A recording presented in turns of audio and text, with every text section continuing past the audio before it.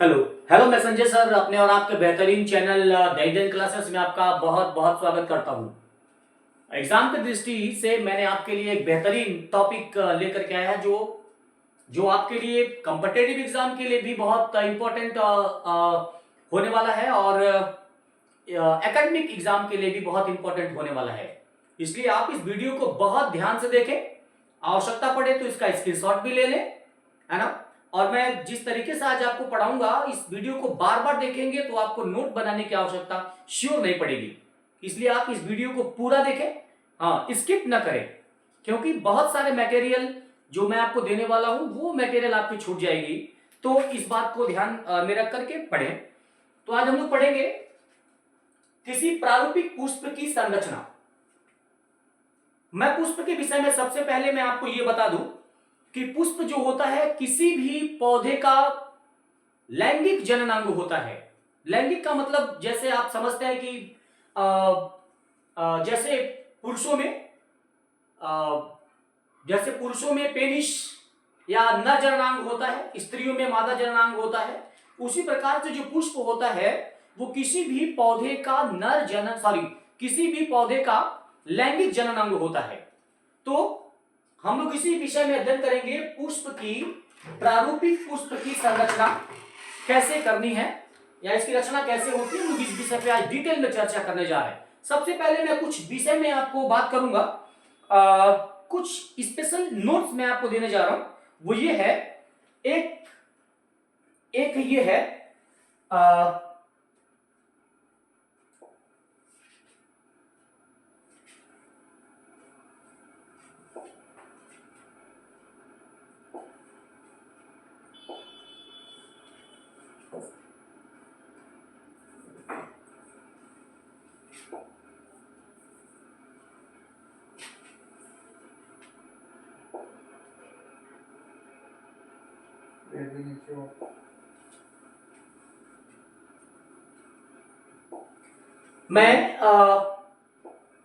मैं कुछ विशेष प्रकार के शॉर्ट नोट पे आपको चर्चा करने वाला हूं जो आपके लिए थोड़ा इंपॉर्टेंट होने वाला है। पहला है एंथ्रोलॉजी।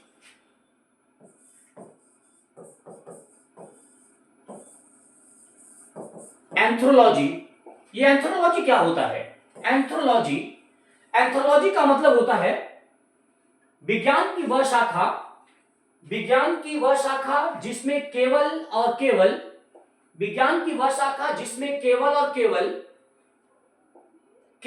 केवल पुष्प का अध्ययन किया जाता है। उसे उसे एंथ्रोलॉजी के नाम से जाना जाता है ना। जैसे वायरोलॉजी होते हैं, जैसे बैक्टीरियोलॉजी होते हैं, उसी प्रकार से पुष्प का अध्ययन करने के लिए भी एक विशेष विज्ञान होता है। उस विज्ञान को एंथ्रोलॉजी के नाम से जाना जाता है। मैंने यहां टॉपिक डाल दिया है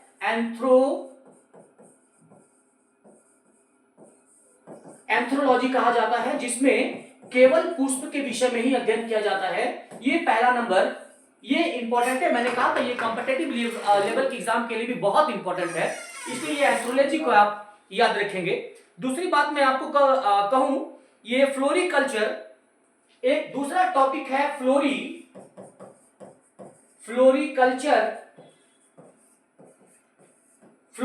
क्या होता है? ये जो फ्लोरिकल्चर होता है उसमें केवल और केवल फूल के अध्ययन और फूल के उपयोग के ऊपर अध्ययन किया जाता है ना।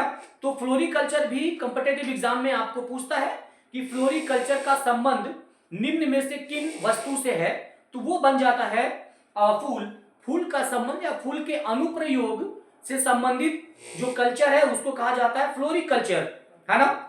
दूसरी बात मैं अगर आपको कहूं, पामोलॉजी, एक तीसरा टॉपिक आता है पामोलॉजी।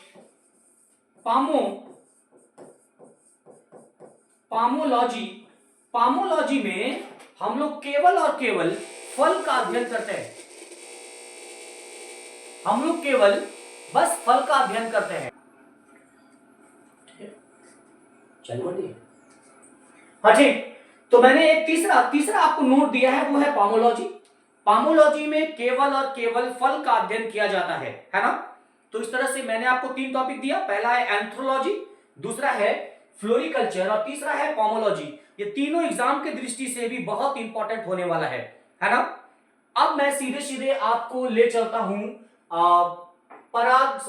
प्रारूपिक पुष्प की संरचना के ऊपर। मैंने आपको पहले ही बताया कि पुष्प जो होते हैं वो किसी भी पौधे का लैंगिक जनन अंग होता है, अर्थात इसी के द्वारा पुष्पों में लैंगिक जनन की प्रक्रिया संपन्न होती है। तो पुष्प में 4 चक्र होते हैं।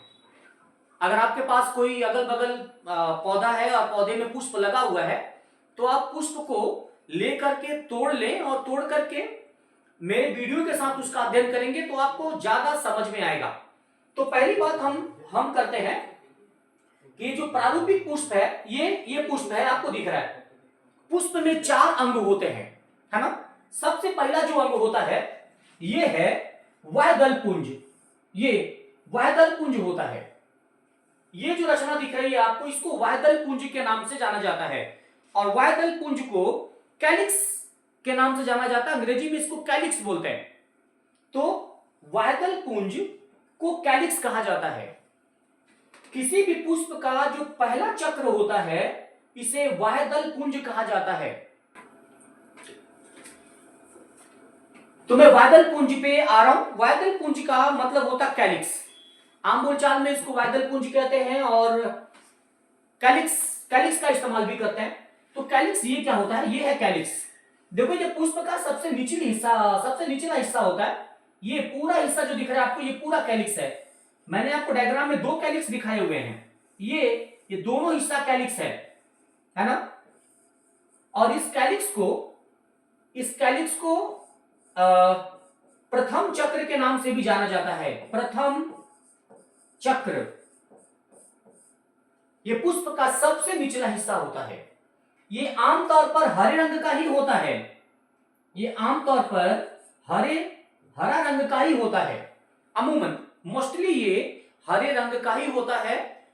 अपवाद स्वरूप किसी पौधे में ये हरा के अलावा किसी और रंग का हो सकता है, लेकिन मेनली ये हरे रंग का ही होता है ना। तो वायदल पुंज जिसको कैलिक्स बोलते हैं, इसकी इकाई को वायदल के नाम से जाना जाता है। वायदल पुंज ये इसकी जो इकाई है ये वायदल कहलाता है। ये है वायदल। और वायदल दूसरी बात ये है कि वायदल जो होता है इसके ये जो वायदल होता है इसका विशेष काम होता है किसी भी पुष्प को बांधे रखने का काम करना। जैसे अगर कोई पुष्प है, आपने गुलाब का फूल देखा होगा, गुलाब के पंखुड़ियों के चारों तरफ हरे रंग का धागा जैसा पत्ती जैसा रचना उसको घेरे रखता है। वो जो हरे रंग का पत्ती जैसा रचना होता है वही वायदल होता है। तो मैं वायदल का काम बता रहा हूं कि वायदल का जो विशेष काम होता है वो किसी भी पुष्प के दल का रक्षा करना होता है। किसी भी पुष्प का रक्षा करना होता है, या किसी विशेष कंडीशन में ये कूट फल, झूठा फल यानी फॉल्स फ्रूट के निर्माण में भी ये भाग लेता है। ये अपवाद के स्वरूप में मैं बता रहा हूं। जो वायदल होता है या वायदल पुंज जो होते हैं, ये वायदल पुंज पहला काम तो है ये सुरक्षा करता है पुष्प की। दूसरा काम होता है ये किसी भी झूठ फल या कूट फल या असत्य फल या फॉल्स फ्रूट के निर्माण में ये भाग लेता है। ये हो गया पहला अंग वायदल। दूसरा जो मैं अंग बताने जा रहा हूं ये पहला हो गया वायदल। दूसरा हम लोग बात करेंगे दल के विषय में। इसको दलपुंज कहा जाता है। ये किसी भी पुष्प का दूसरा चक्र होता है जो वायदल पुंज के बाद पाया जाता है। देखो सबसे नीचे वायदल है और इसके ऊपर दल है। तो जो दल होता है वो वायदल पुंज के बाद पाया जाता है। और किसी भी पुष्प का जो रंगीन पंखुड़ियां, आपने देखा ही होगा, रंगीन पंखुड़ियां जो होती हैं, जिसको आप लोग गुलाब आप लेते हैं तो गुलाब का आपको क्या प्यारा लगता है? वो लाल वाला पंखुड़ी। आप उसको तोड़ते हैं, और तोड़ते क्या, आप किसी को दे भी देते हैं। तो मैं वो देने वाली बात नहीं कर रहा, अध्ययन की बात कर रहा हूं। आप वो पंखुड़ी को निकाल करके, जिस पंखुड़ी को आप निकालते हैं वही पंखुड़ी जो होता है वो दल कहलाता है ना। तो दल को अंग्रेजी में कोरोला के नाम से जाना जाता है। कोरोला, दलपुंज को कोरोला के नाम से जाना जाता है ना। ये दूसरा चक्र होता है। दूसरी बात यह है कि सबसे इंपॉर्टेंट बात यह है कि यह हमेशा रंगीन होती है। रंगीन का मतलब ये लाल, काला, पीला, नीला, सफेद, गुलाबी, किसी भी रंग का हो सकता है, लेकिन नोट करिएगा, ये हरा नहीं हो सकता है ना। बात समझ में आ रहा? कुछ विशेष परिस्थितियों को छोड़ करके दल हरा नहीं हो सकता। ये हमेशा हरे के अलावा अन्य सभी रंगों का हो सकता है, लेकिन हरा नहीं हो सकता, है ना। इसकी एक इकाई, दलपुंज की एक इकाई दल कहलाती है। इसका भी दो काम है ना। इसका भी दो काम है। पहला काम, दल का काम, अगर मैं दल का काम बोलूं, दल का कार्य, अगर मैं दल का कार्य बोलूं तो पहला काम, दल का पहला कार्य जो होता है वो होता है परागण की क्रिया में सहायता करना। परागण की क्रिया में सहायता करना, ये परागण की क्रिया में सहायता करने का काम करता है। परागण का मतलब ये होता है कि इसकी खूबसूरती और इसके सुगंध, दलपुंज में सुगंध भी होता है और रंगीन होने की वजह से ये सुगंधित भी होता है।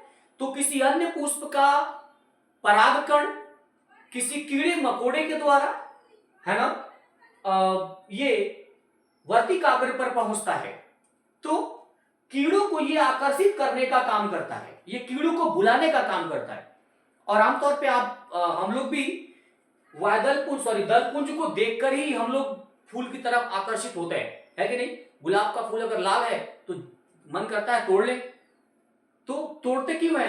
क्योंकि वो जो दल है वो खूबसूरत होता है, लाल रंग का होता है। तो हम लोग ही नहीं, कीड़े मकोड़े भी इसी रंग को, और इसमें जो स्मेल होता है, जो सुगंध होता है, उसके कारण वो आकर्षित होता है, अर्थात वो परागण की क्रिया में सहायता करते हैं। परागण का डिटेल अध्ययन हम लोग आगे करेंगे। अभी मैं परागण बस यही तक रहने देता हूं। परागण में दूसरा जो दल पुंज का कार्य होता है, या जो दल का कार्य होता है, वो ये होता है कूटफल के निर्माण में भाग लेता है।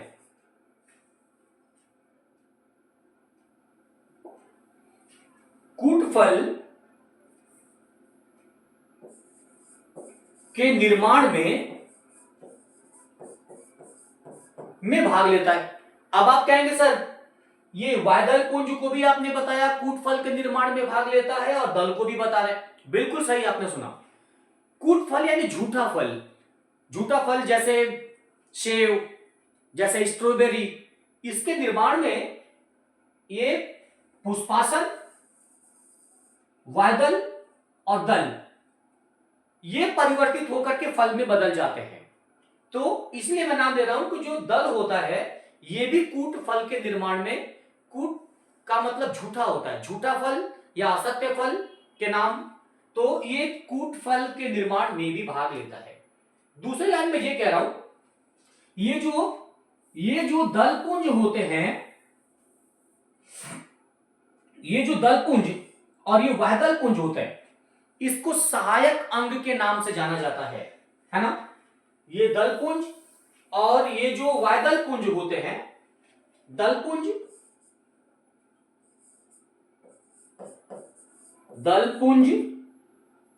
और वायदल पुंज,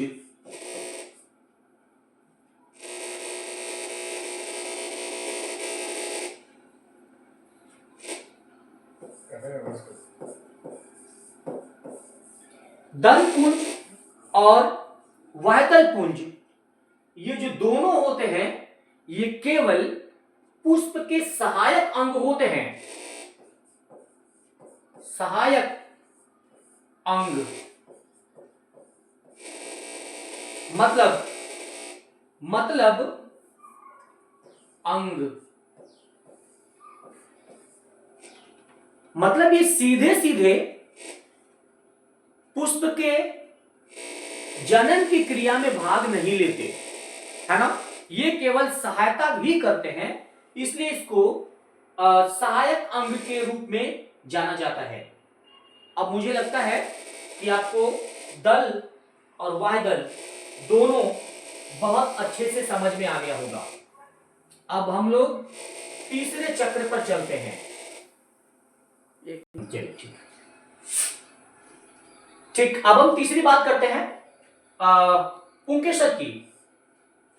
अब हम तीसरी बात करते हैं पुंकेसर की। और पुंकेसर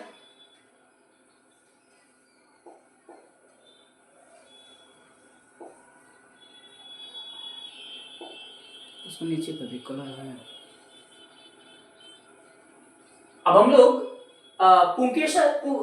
पुंकेसर ना करके हम लोग पराग कोश कहें, अगर सॉरी पुमंग पुमंग कहें, पुमंग को एंड्रोसियम कहा जाता है। Androecium, androecium. ये जो पुमंग होता है, किसी भी पुष्प का ये वाला जो हिस्सा है, वो किसी भी पुष्प का नर जननांग होता है। ये वाला हिस्सा, ये जो मैं इसको कलर कर रहा हूं, ये हिस्सा जो है वो नर जननांग के नाम से जाना जाता है। मेल रिप्रोडक्टिव ऑर्गन, ये पुमंग एंड्रोसियम के नाम से इसको जाना जाता है। पुमंग की इकाई पुंकेसर कहलाती है। पुमंग की इकाई पुंकेसर कहलाता है। मतलब जैसे ये दो है, एक ये और दूसरा ये, 2 नंबर, इन दोनों को अगर मिलाएं तो पुमंग कहते हैं। और पुमंग की एक इकाई, मतलब या तो इसको कहें या तो इसको कहें, तो इसकी इकाई पुंकेसर कहलाती है ना। पुंकेसर किसी भी पुष्प का नर जननांग होता है, आपको यह पता हो गया। पुंकेसर के 3 भाग होते हैं, है ना। पुंकेसर में 3 भाग होते हैं। ये जो ऊपर का हिस्सा होता है, इसको पराग कोश कहा जाता है। यहां जो पराग कोश को जोड़ने वाला एक ऊतक होता है, जिसे योजी कहा जाता है, योजी। और ये जो पतला लंबा धागा जैसा रचना है, इसको पुतंतु कहते हैं। पुतंतु, पुतंतु कहते हैं। तो ये पुंकेसर का 3 पार्ट होते हैं। याद रहे, किसी भी पुष्प का ये नर जननांग होता है। ये क्वेश्चन पूछता है कि पुष्प के नर जनन अंग का निर्माण, पुष्प के नर जनन अंग का नाम बताइए। तो पुष्प का नर जनन अंग पुंकेसर होता है, या पराग कोश उसका अंग होता है, या पुमंग, पुमंग कहें, या मैं डाल दे रहा हूं पुमंग, नर जनन अंग पुमंग होता है। बात करते हैं पराग कोश की। तो पराग कोश में इसके अंदर, अगर मैं इसका छोटा डायग्राम बना दूं ऐसे, ये डायग्राम है, ये डायग्राम है पराग कोश की। तो इसके अंदर छोटे छोटे बहुत सारे छोटे छोटे पराग कण का निर्माण होता है। ये पराग कण, पराग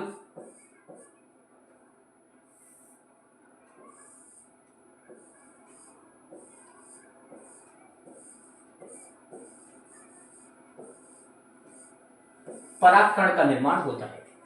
इसीलिए इसे पुष्प का नर जनन अंग के नाम से जाना जाता है। ठीक, ये पुष्प का तीसरा चक्र होता है, ऐसा मैंने आपको पहले ही बता दिया था। ठीक है, आगे चौथे चक्र पे चलते हैं।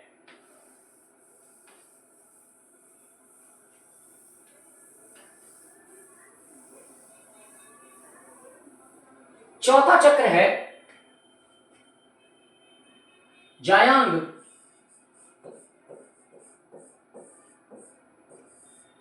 जायांग, गाइनेशियम, इसको गाइनेशियम के नाम से जाना जाता है।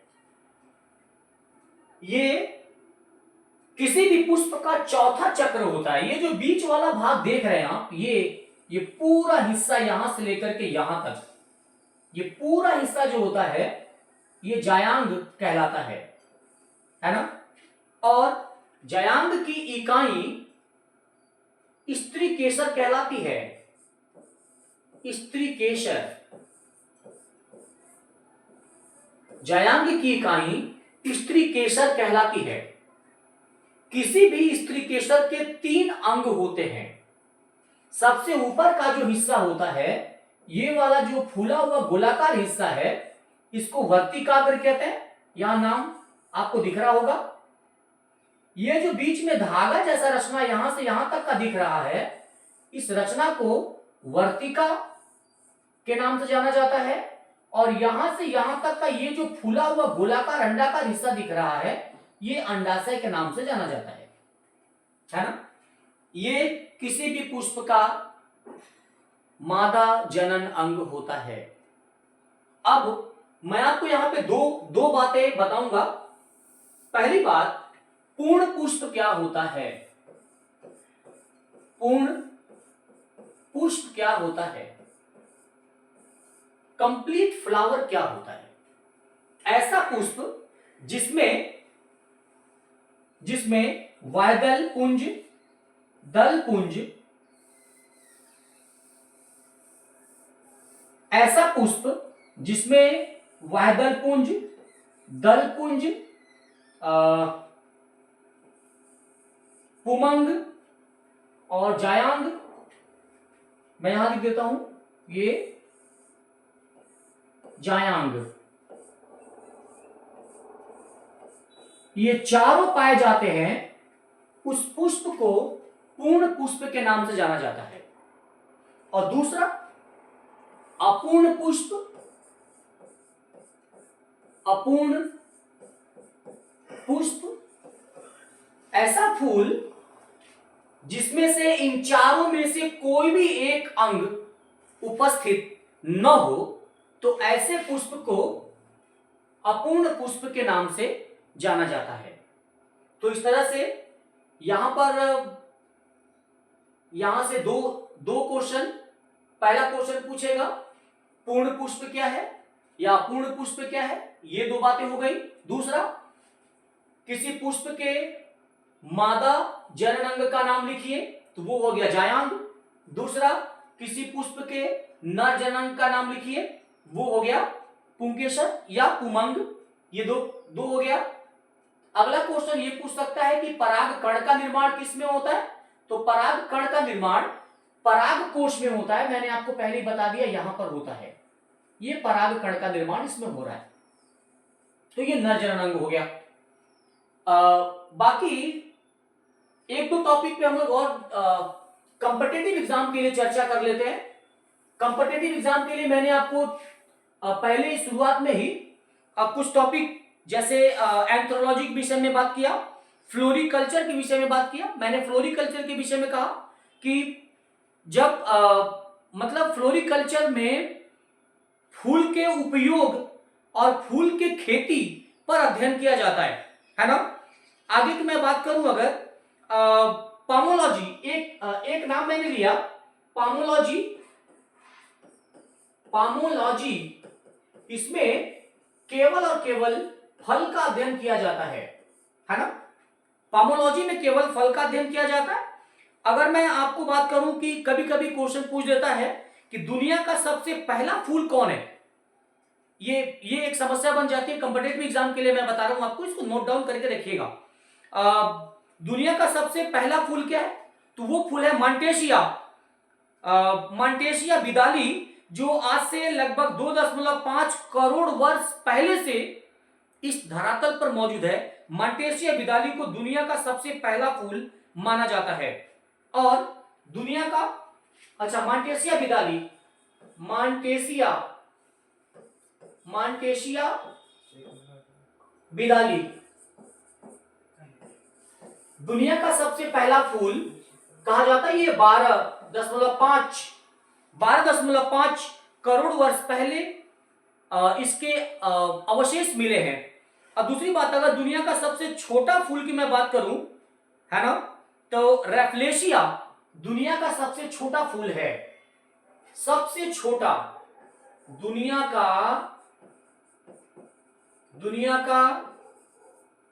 सबसे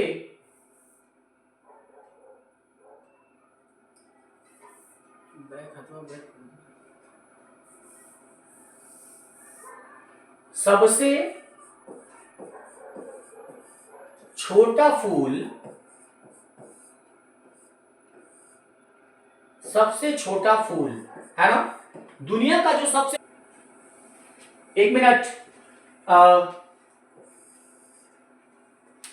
नहीं, जो कटना होगा वो कट जाएगा। दुनिया का जो सबसे छोटा नहीं, सबसे बड़ा फूल रेफ्लेशिया बिदाली, सॉरी, हाँ, रेफ्लेशिया के नाम से उसको जाना जाता है। दुनिया का सबसे बड़ा फूल रेफ्लेशिया को कहा जाता है, और सबसे छोटा फूल, है ना, जो सबसे छोटा फूल है वो वोल्फिया को कहा जाता है।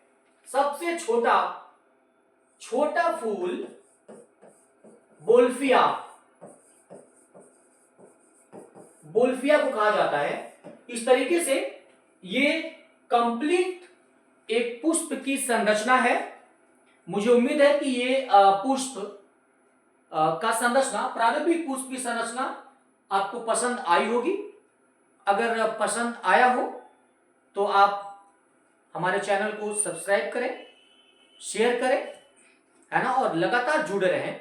इससे हम आपको कॉम्पिटिटिव लेवल के एग्जाम की तैयारी भी कराते हैं। Thank you.